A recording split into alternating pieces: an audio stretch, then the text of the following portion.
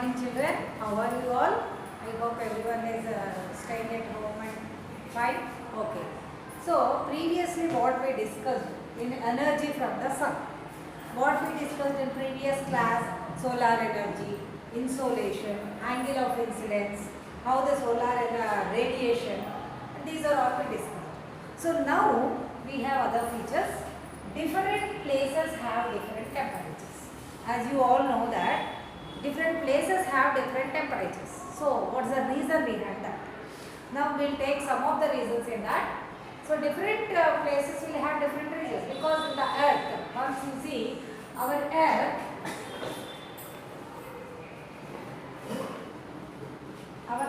is in a spherical shape, isn't it? And it is its curvature nature. Because of that, this whatever solar energy is coming on the earth's surface, that is not evenly, it is not spreading on the earth. That is one thing. And places near the sea and far away from the sea are different climates and different temperatures will be there. And temperatures differ from hill stations, hills and the other areas. That is different, isn't it? Plain areas, the temperature will be different, and in the hilly areas, the different temperature will be different. You all know that. And we have temperate zones, isn't it? You know what are the temperature zones? This is equator, 0 degree, equator, and this is what? North pole, right? This is south pole. Good. And this is a temperature of the temperature is not evenly distributed on the earth's surface. For that there are number of reasons, many reasons. So here you all know that in the 7th class you learned about polar regions. What are these? North pole and south pole. Polar regions. Polar zone, or we can say it as a frigid zone. What is it? Frigid zone. And here this is also polar zone and frigid zone. South polar and north. And here this is all temperate zones. What is this? Temperate zone. This temperate zone is either it is not too hot or it is not too cold. It's a moderate climate. That is called temperate zone. We can call it as a temperate zone. And polar regions are completely covered with ice, and these are the frigid zone, completely cool. And temperate zone is neither too hot nor too cool. So it's a moderate climate. And whatever this area, this is called near to the equator, this is all torrid zone, or we can say it is a hot zone. What is this? Torrid zone. Torrid zone means it is near the equator. Why it is near the equator? It is very hot because the sun rays are completely straightly in 90 degrees angle. The sun rays will be falling. So in such areas it is very hot, and here in the polar zone very obliquely or slantingly the sun rays will be falling on the surface of north pole and south pole. Okay, so that's why it depends. It depends on the mountains, some climate. When you see, why people are generally in summer season they go to different places like hill stations like Shimla, Nainital and all. Why? What's the reason? Because they are the high altitude, high in the hill areas. When it is in a hill area, generally what happens, the character is the temperature will be decreases. When you go up and up, when you go to high altitude areas, the temperature will be decreased. For every 6 kilometers, for every kilometer 6 degrees will be decreased. Like that, it will be when you are going on high places, the temperature will be decreased. That's why in the summer season, people will prefer to go to Shimla, Nainital and Mussoorie, Ooty, such places they will be going. So here, the height and temperatures, that is also varies. Because of the height, the temperature will be decreased. And we have mountain mountain regions. In the mountain regions, the climate will be different. In the sea coastal area, the climate will be different. And in the interior areas, the climate will be different than plains and plateaus. And in the deserts, it is too hot because water will be very less and the vegetation will be very less, isn't it? So like that, there are different climates in different areas. And next is maritime and continental climate. We have already seen the average temperatures of Hyderabad. For example, you see the Hyderabad climate and you see the coastal area Vizag, Visakhapatnam. So why it happens? Because again here one more thing we have to remember, why the Visakhapatnam temperature is different and Hyderabad temperature is different. Why? Because here one more thing is land and water contrast. Do you remember, children? Land and water contrast I said. When the land is absorbs the heat very fastly and it leaves it fastly.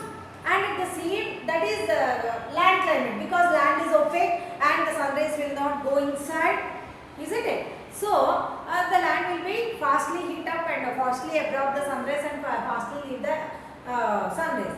But here in the water, it will be going down. It's not opaque. The water is transparent.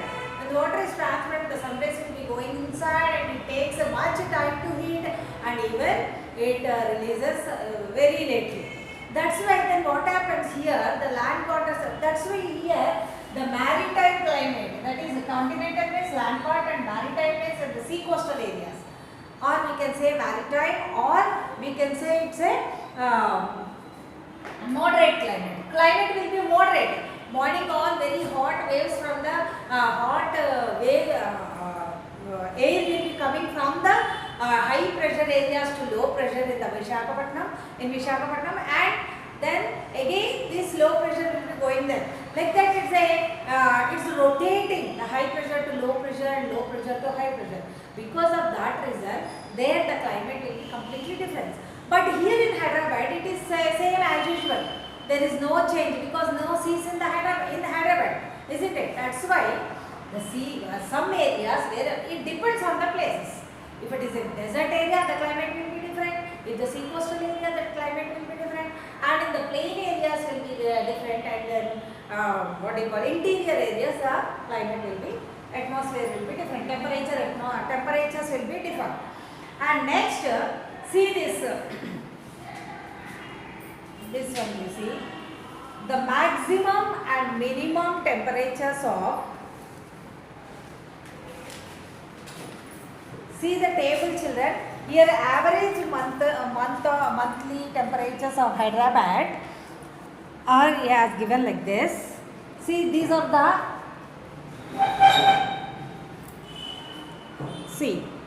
these are the average of maximum and minimum. How you will get average of maximum and minimum? The temperatures and dividing total number of days. See, every day, for example, you want to take a January month maximum and minimum.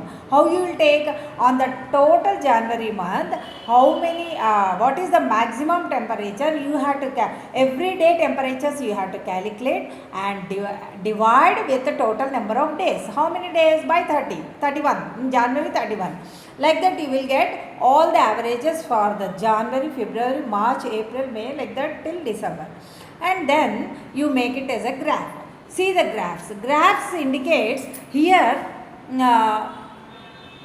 here see the months of that particular year and these are the temperatures. So average months of the maximum indicates with red and minimum maximum indicate with blue and minimum indicate with red. So how to do this? These are information scales. So if at all he has given a table, then you can convert into a graph here. And same you can see this here. The table number 2, see the table number 2, average monthly temperatures of Panaji. What is which place Panaji is? Panaji is the capital of what? Goa. So average monthly temperatures of Panaji are, he has given like this, and you have to compare with the Hyderabad climate and Panaji climate.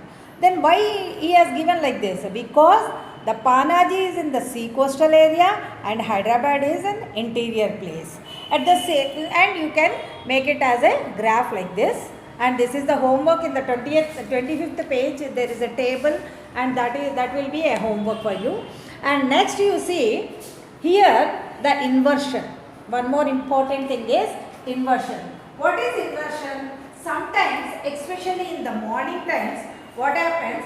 You can see in morning times during winters, you can found near the ground dew points. Dew point means a small water droplets will be there on the grass. So how it comes up? It will be coming with the condensation. What is condensation? Is nothing but cooling down. Condensation. And this condensation, ground level are due to the less amount of insolation received by the longer nights, received by insolation and excessive radiation. Because of these two things, the that inversion will affect.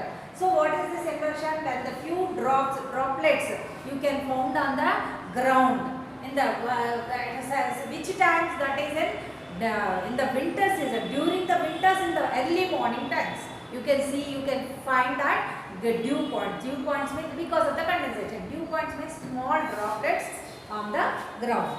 Okay. And temperatures near the see here, the temperature in places near and far from the equator. I have explained this. See, this is the equator, isn't it? The equator areas, and near the equators you have a lot of it's a torrid zone. So it's a temperature, the climate will be very hot here every time, isn't it? For example, you take which places are near the equator. You take Africa, Nigeria. The Nigeria is the hottest place. And Indonesia is near the equator, so it is also very hottest.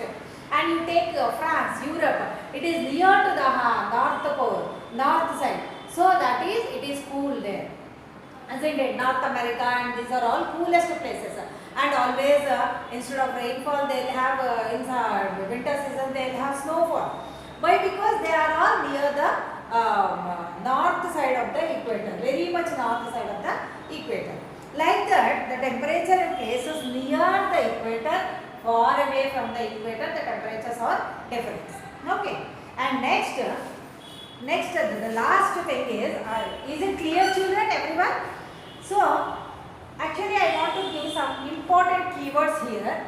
What are the keywords? And let me explain.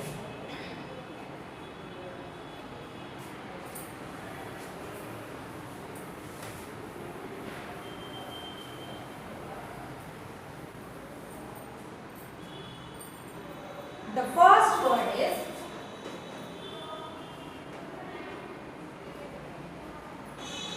atmosphere. What is this? Atmosphere. The second thing is equatorial regions. Equatorial regions.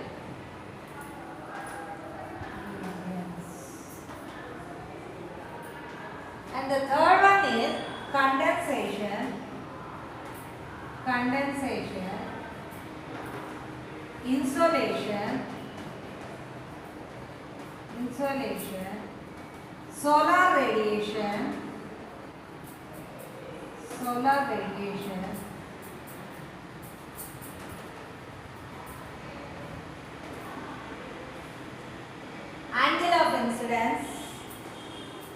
angle of incidence, and global warming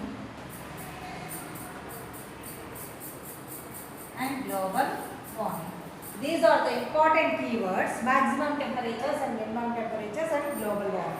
So these are the important keywords. Let me explain. Atmosphere. Atmosphere is a mixture of several gases around the earth. They are wrapped and they are protecting our earth layer. Earth as a blanket, they are wrapping atmosphere with a thick blanket and it is protecting us. A mixture of several gases and water vapor and dust particles, everything will be there in that atmosphere. So what is atmosphere? A mixture of several gases are called is called atmosphere, and in that bad gases and all the gases, carbon dioxide, nitrogen, methane, everything is in that. Okay, and next is equatorial regions. What are the equatorial regions? These are the polar regions and these are temperate zones, and whatever near the equator till here to here, these are all the whatever areas are near to the equator, whatever the places are near to the equator, they are all called equatorial regions. And next is solar insolation. The solar radiation received on the earth's surface. See, what is insolation? Insolation is nothing but whatever the sun rays are taking from the sun, and it is receiving, how much it is receiving to the earth, how much earth is receiving from the sun, how much it is taking, that is called insolation, incoming radiation. Okay, this is called insolation. And next is solar radiation. The energy which is constantly given by the sun is called solar radiation, but the earth is not receiving all the thing, isn't it? But sun is emitting because it's a big powerhouse. It's giving energy, light, everything. So whatever giving constantly by the sun to the earth is called solar radiation. Next one is angle of incidence. What is this angle of incidence? Actually, from the sun, when the sun rays are wherever in the equator, it is 90 degrees. It is cut over completely 90 degrees.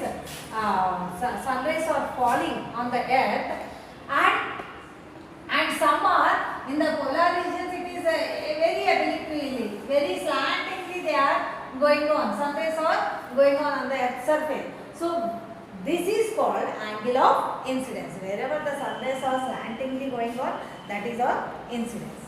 And inversion I already explained. Okay, children? Is it clear, children, for everyone? Okay. So this is the concluding part, and you have to learn these keywords. And page number 25, the table, and you have to make out the graph. Page number 25. Page number 25, there is a